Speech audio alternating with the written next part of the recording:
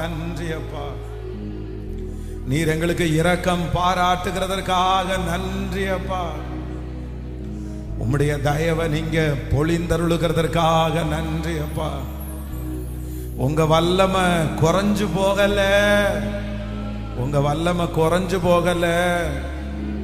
நீர் நேற்றும் இன்றும் என்றும் மாறாதவராய் இருக்கிறீர்.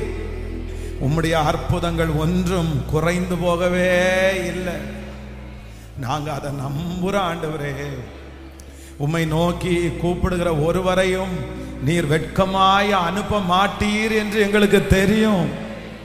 நீர் எங்களை ஒரு நாளும் வெட்கப்படுத்த மாட்டீர். நீர் எங்களுக்கு இறங்குவீரப்பா, நீர் எங்களுக்கு இறங்குவீரப்பா. எங்களுடைய கண்ணீரை களிப்பாய் மாற்றுகிறதற்கு நீர் வல்லவராய் இருக்கிறதற்காக நன்றி அப்பா. இரவும் பகலும் உம்மை நோக்கி கூப்பிடுகிறவர்களை நீர் செவியை சாய்த்து கேட்பீரே. நினிவே பட்டணனுடைய ஜனங்கள் ஆண்டவரே தங்களை தாழ்த்தி கூப்பிட்ட உடனே நீர் உருக்கமான இரக்கங்களால் அவர்களுக்கு இறங்கினீரே அப்பா, இறங்கினீரே. நீர் எங்களுக்கு இறங்குகிற தேவனாயிருக்கிறீர். நீர் இறங்குகிற தேவனாயிருக்கிறீர்.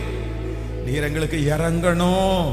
இந்த 48வது நாள் உம்முடைய இரக்கத்தை நாங்க பார்க்கணும் ஆண்டவரே.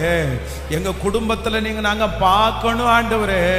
38 வருடமாய் வியாதியாய் இருந்த ஒரு மனுஷனை ஆண்டவரே நீர் நேரடியாய் சந்தித்து அவனுடைய படுக்கை முழுவதும் மாற்றி போட்டு திரும்ப அந்த மனுஷனை எழும்பி நடக்க பண்ண முடியுமானால் இப்பொழுது யாரெல்லாம் அந்த மாதிரி சூழ்நிலையில இருக்கிறார்களோ அத்தனை பேருடைய வாழ்க்கையிலையும் இப்பொழுது உம்முடைய வல்லமை பிரகாசிக்கட்டும், உம்முடைய மகிமை பிரகாசிக்கட்டும்.